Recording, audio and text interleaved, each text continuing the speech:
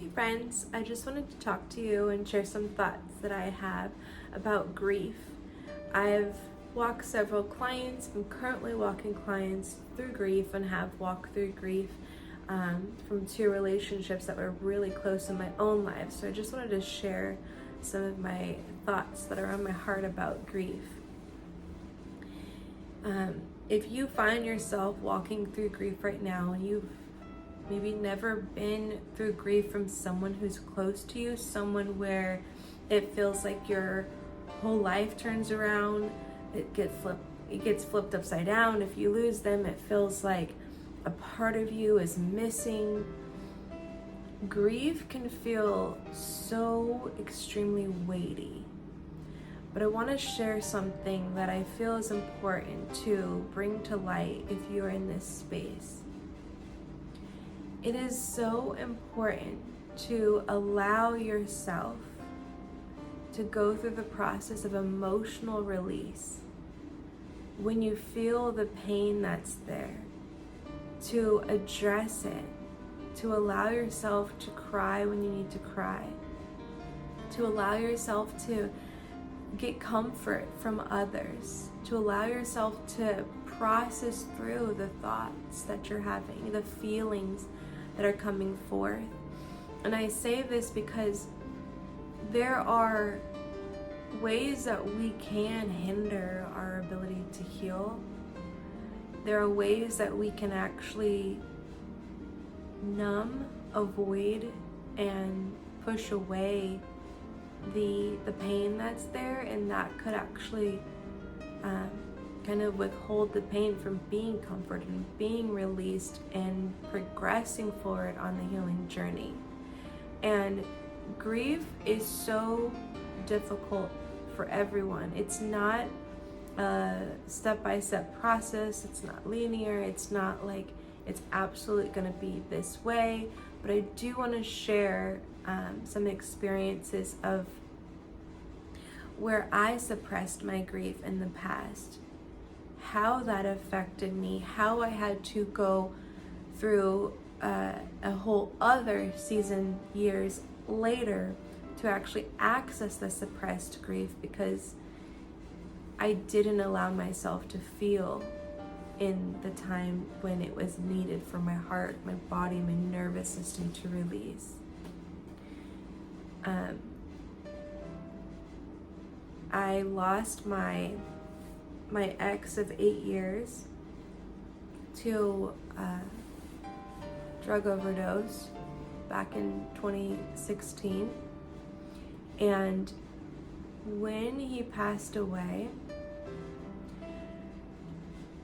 I took his passing so hard, but I did have an experience where I believed that I could speak to him on the other side as a guardian angel, a spiritual guide. And this is when I was not rooted in the Word of God. I was not deep and intimate in my relationship with Jesus.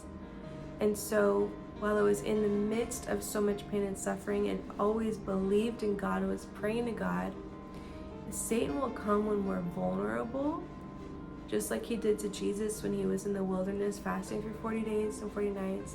Vulnerability creates a need inside of us. It's a place of feeling like we are uncovered. We don't have a covering, a shield, a place of warmth and comfort over us. It feels very exposing. And when Jesus was in the wilderness, he had a need for food because he was hungry, fasting. The enemy tried to tell him how to get that need met. The enemy tried to always tell us how to get our needs met. So in this season that I was in back in 2016, when I was going through this pit of grief, without my roots in the Word, Satan was very deceiving, and I entered into the New Age community at this time, where I believed that I could hold crystals and pray to them for healing. I believed that I could talk to Michael and my brother who had passed away. And so I would pray and talk to them all the time, and I carried these little stuffed animals, a penguin and an owl, around, thinking that that's how I could channel them. And I would carry quartz crystals around my neck, thinking that I could channel my lost loved ones. And when I had a blessing happen in my life or something good, I was giving praise and adoration to my angel Michael, my angel Eli, and thanking them for the blessings in my life. And so what actually was happening was a form of disassociation. I was disassociating from the truth that they were past. My heart was not allowing that process of moving through this journey of grief into a place of acceptance, place of eventually gratitude, and into the healing journey more. Because I continued to keep this dialogue open with them, thinking I could talk to my lost loved ones, I was not allowing myself in this reality of life to process my pain, because I had a crazy encounter with an angel, from what I thought, which was not reality. I made a video about this a couple years back about it. You could go search and watch it if you want, but it was a very deceiving experience. And that experience that I had made me believe I could talk to my ex Michael and talk to my brother on this side of eternity, and it actually just suppressed the emotion of actually leaning into and going through the healing process. And so specifically with my ex Michael, once I was going down this path into the new age and talking to him and thanking him for all my blessings, he was becoming an idol in my heart. He was becoming a God figure to me. And because of the pain I had, it felt medicating for me. But I didn't have to feel the pain of him actually gone. And I did not realize, I wasn't aware of all of this.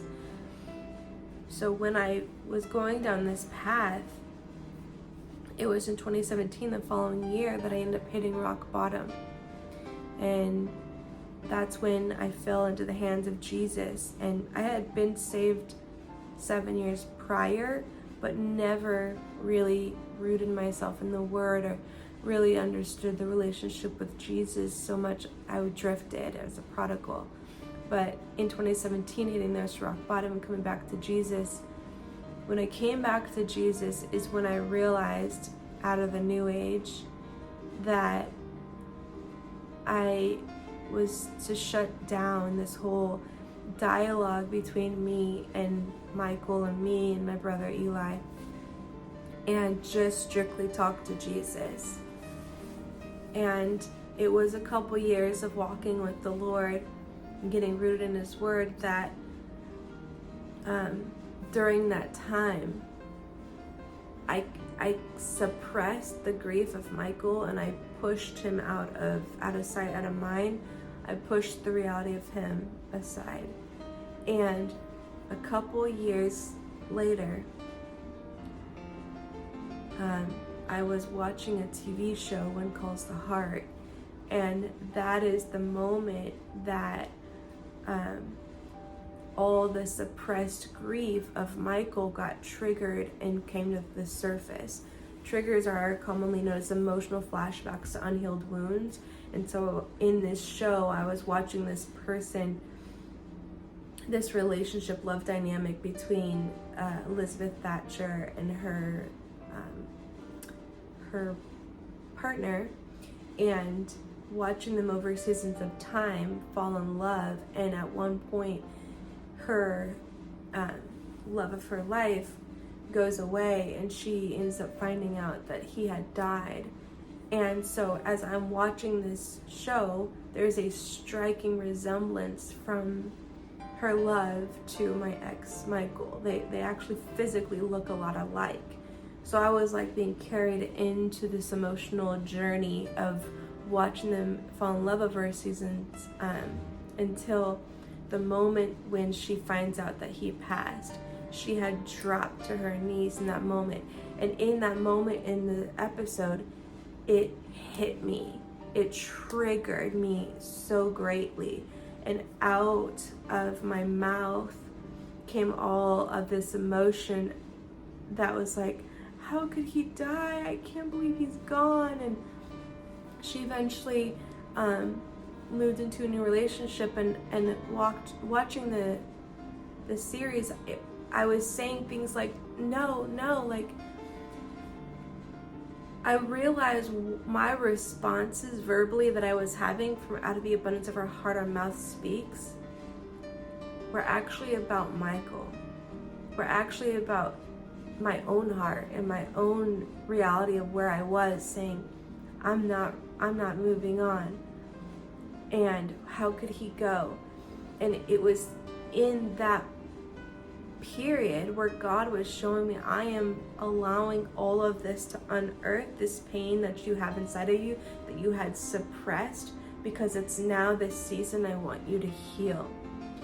People have said time heals all wounds, but that's not the reality, because if we don't allow ourselves to lean into the process of addressing the pain, of allowing our natural flow of the emotion to release. I mean, Jesus modeled this for us when he was on the path to raise Lazarus from the grave.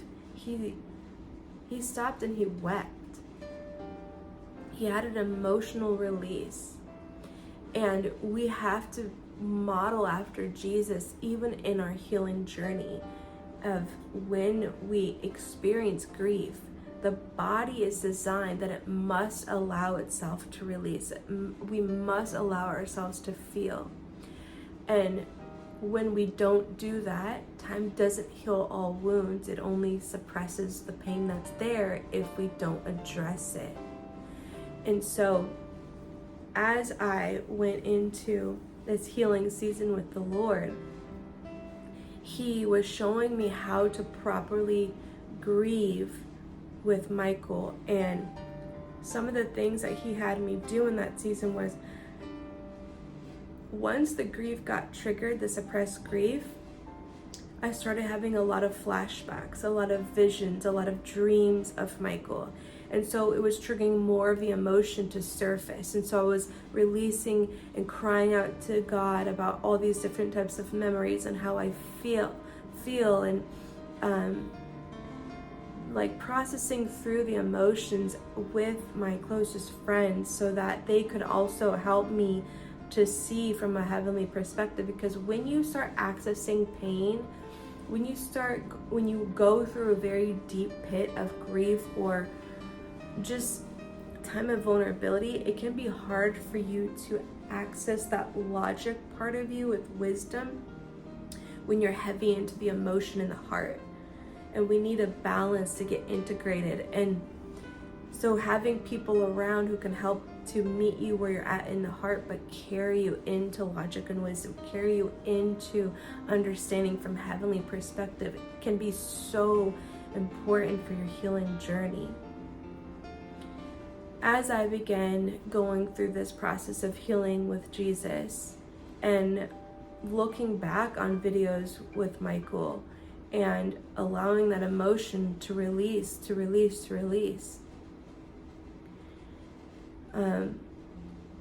I was understanding how I had suppressed the grief, how I didn't actually allow myself to feel it.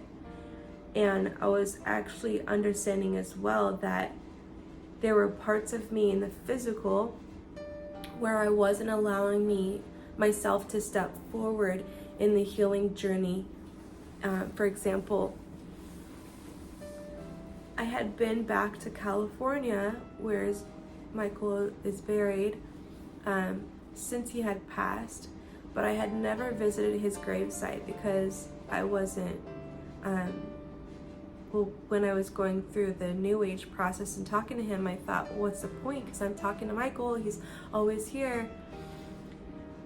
But that's not true. When I went through the healing process with the Lord, he was showing me this. He was showing me that there was this part of me that was avoidant because of the pain that was there. But as I began to process through the grief with God and get to places where I was getting into more acceptance, more even a place of gratitude for his life, for the things that I've learned from him, I did two things. One, I had written a letter to Michael, and I was afraid to reopen a dialogue with him after hitting that rock bottom, but I realized, and what God was showing me was that I needed to have one letter of closure written and covered by, and can follow through with prayer afterwards. So I had wrote this letter of closure to him. Our pain has a voice and it needs to be addressed and be heard. So me being able to vocalize this final message to Michael was a sense of closure, was a sense of allowing my pain to be addressed and to give him final words, and then closing it with prayer afterwards. I did a little surrender ceremony. I let the paper go. It's dissolving paper, and had this ceremony with the Lord. And it was after that ceremony, actually during it, but at the end of the paper dissolving, when I had my worship music on, there was a song that came on, and the Lord, it was about marriage, and the Lord said to me after that song, I am preparing you for marriage. That my heart needed to be tended to in this area of relationship and love, because when Michael passed, I had a lot of walls and guards that in regards to dating, to really letting people in, when people I dated after him, so many walls and guards. But as I entered the healing process and the heart began to soften, there was that moment of God saying, I'm preparing you for marriage. That there is now, your heart is now in a good place where it's ready to move forward. So right after this experience, I had a trip to California, and I ended up going to Michael's gravesite for the first time since he passed. And going to his gravesite allowed me to recognize where my heart was now, a revelation of my heart now. And when I went to the gravesite, I no longer had emotion, where I felt like God was showing me that I had gotten to a place where I had allowed myself the emotional release, the process where I no longer had this heavy, intense pain that had unearthed and surfaced, because I processed through it with the Lord, and I would have come to a place of acceptance, peace, and gratitude. So that was one thing God showed me. I was coming to this full circle in the healing journey with him. Now all of this, from the time I did the surrender ceremony of God saying, I'm preparing you for marriage, and then starting to show me your husband's on his way. It was 3 months until I actually met my husband. And before I met my husband, I had gone to California, went to the gravesite. So God literally was preparing me in that process of meeting him. But had I not gone through the process of healing, then all of that emotion would have been deep down inside of my heart still, and those guards of actually letting people in, because I didn't want to let anyone in as deep as I had to Michael. Going through the healing process, having those guards come down, meeting my husband, having the most beautiful, deep, profound relationship with him now. None of that could have happened if I had not addressed my pain. If I had not allowed myself the natural release of emotion into the process of pain.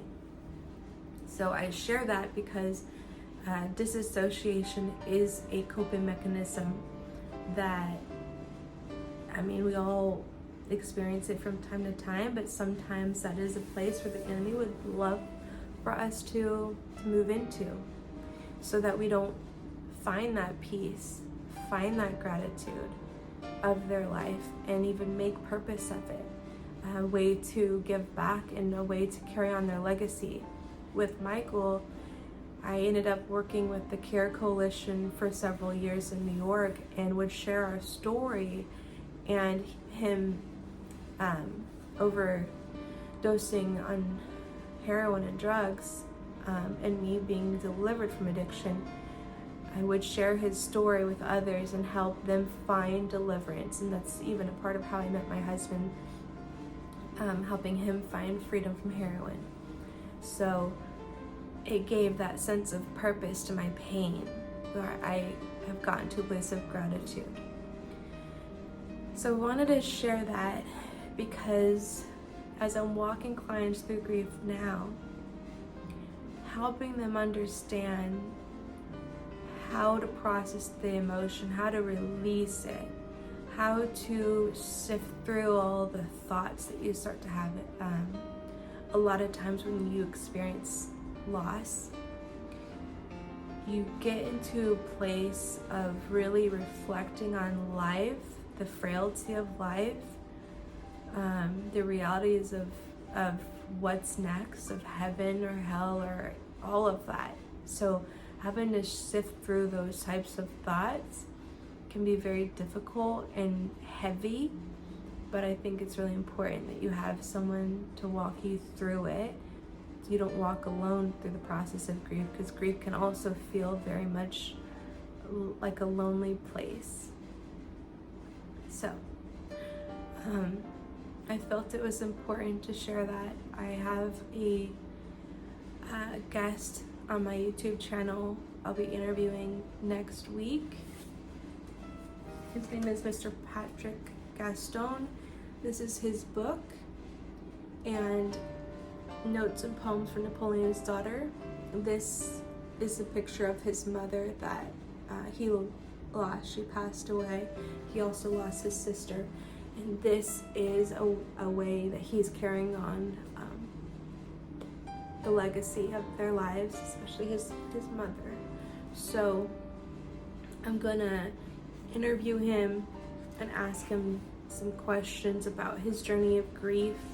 There's a poem he wrote, My Dearest Monique. That's his sister who passed. And he shares from such a beautiful, authentic place of vulnerability.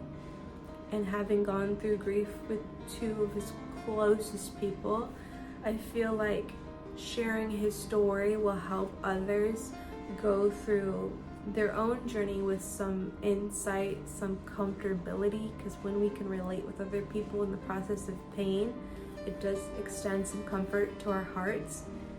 Also, to give some understanding of grief on this journey. If you find yourself walking through grief right now and you just like, is this ever gonna end? Can I ever get my smile back? What's a way out of this pain? I pray that my interview with him brings some light to you. And if you guys are walking through grief and you need some support, if you would like me to walk alongside you, I want you to know that I am always here for you, and it would be my honor. You're not alone. So reach out to me, and I'm just going to be lifting you guys in prayer for anyone who does watch this video. Pray you have a beautiful rest of your day, and if there's anything that I share that really spoke to you, I'd love to hear about it in the comments and just connect with you in that way. Bye guys.